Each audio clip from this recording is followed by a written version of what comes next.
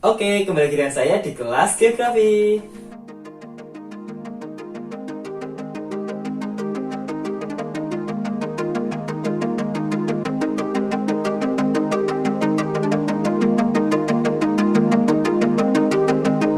Untuk materi kali ini, kita akan belajar tentang kondisi geografis negara Indonesia dan negara Singapura. Yang pertama, Indonesia. Kita harusnya beruntung menjadi warga negara Indonesia. Kenapa? Karena Indonesia berada di wilayah yang sangat strategis, yaitu secara geografisnya Indonesia berada di antara dua benua, yaitu benua Asia dan benua Australia, dan di antara dua samudra, yaitu Samudra Pasifik dan Samudra Hindia.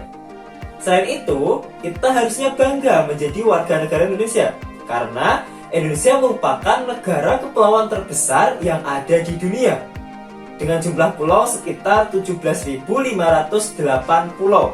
Selain itu, Indonesia juga memiliki garis pantai terpanjang kedua di dunia.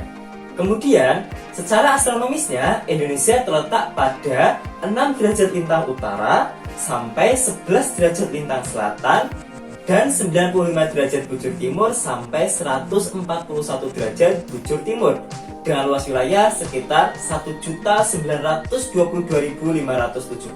km persegi. Dengan letak astronomis tersebut, Indonesia berada di wilayah tropis dan dilewati oleh garis khatulistiwa. Dan untuk batas-batasnya sendiri, sebelah utara, Indonesia berbatasan dengan Filipina, Malaysia, dan Laut Cina Selatan. Kemudian, sebelah selatannya berbatasan dengan Samudra Hindia, Australia, dan Laut Timur. Sebelah timurnya berbatasan dengan Papua Nugini dan Samudra Pasifik, dan sebelah baratnya berbatasan dengan Samudra Hindia. Untuk iklimnya sendiri, Indonesia beriklim tropis yang sangat dipengaruhi oleh angin musim. Angin musim sendiri dibedakan menjadi dua, yaitu angin musim barat dan angin musim timur. Angin musim barat berasal dari Samudra Pasifik yang bergerak pada bulan September sampai Maret. Angin ini bersifat lembab dan membawa uap air yang cukup besar, sehingga pada waktu itu Indonesia mengalami musim hujan. Kemudian, untuk angin musim timur berasal dari benua Australia yang terjadi dari bulan Maret sampai bulan September. Angin ini bersifat kering dan panas, sehingga pada waktu itu Indonesia mengalami musim kemarau. Selanjutnya, untuk bentang alamnya, Indonesia merupakan bagian dari Ring of Fire atau jalur pegunungan vulkanik.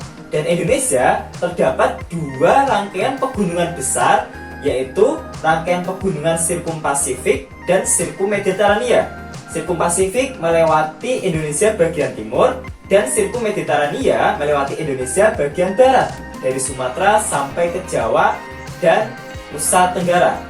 Oleh karena itu, Indonesia memiliki banyak gunung berapi aktif yang terbentang dari barat sampai ke timur.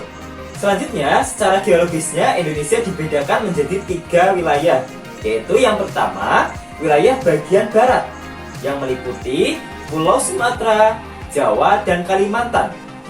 Daerah ini sering disebut sebagai dangkalan atau paparan Sunda. Kemudian yang kedua, wilayah bagian tengah yang meliputi Pulau Sulawesi, Pulau Maluku, dan Kepulauan Nusa Tenggara, baik Nusa Tenggara Barat maupun Nusa Tenggara Timur, serta Pulau Bali. Selanjutnya, untuk wilayah bagian timur meliputi Pulau Papua dan Kepulauan Aru. Dangkalan atau paparan di kawasan ini dikenal sebagai dangkalan atau paparan Sahul. Selanjutnya, untuk flora dan faunanya sendiri, Indonesia memiliki beragam flora dan fauna. Flora yang ada di Indonesia misalnya anggrek, kantong semar, dan tumbuhan tropis yang lainnya. Untuk faunanya sendiri, Indonesia memiliki fauna endemik yaitu komodo. Selanjutnya ada anoa dan burung cendrawasih. Oke, selanjutnya kita bahas negara Singapura. Singapura merupakan negara berbentuk republik yang mana kepala negaranya dipimpin oleh seorang presiden dan kepala pemerintahannya dijalankan oleh seorang perdana menteri. Singapura merupakan negara yang tergabung dalam Persemakmuran Inggris. Kemudian untuk letak dan luasnya, Singapura merupakan negara kecil yang berada di Pulau Semenanjung Malaka. Negara ini terhitung sangat kecil dengan luas wilayah hanya sekitar 619 km persegi. Singapura dipisahkan oleh Semenanjung Malaka dan Selat Johor di bagian utara, serta di bagian selatannya dipisahkan oleh Selat Singapura. Untuk iklimnya sendiri, Singapura beriklim tropis dengan ciri-ciri curah hujan dan temperatur serta kelembaban udara yang relatif tinggi. Untuk bentang alam Singapura, sebagian besar wilayahnya berupa dataran rendah. Di bagian tengah terdapat dataran tinggi, yaitu Bukit Timah dengan ketinggian 177 meter. Di bagian barat laut, wilayahnya ditandai oleh adanya bukit-bukit rendah. Di bagian selatan ditandai dengan adanya rawa, dan daerah lainnya berupa dataran rendah yang cukup luas. Untuk flora dan fauna sendiri, banyak sekali hutan di Singapura yang sudah tertimbun oleh tanah atau mengalami reklamasi, sehingga sangat sedikit hutan yang ada di sana.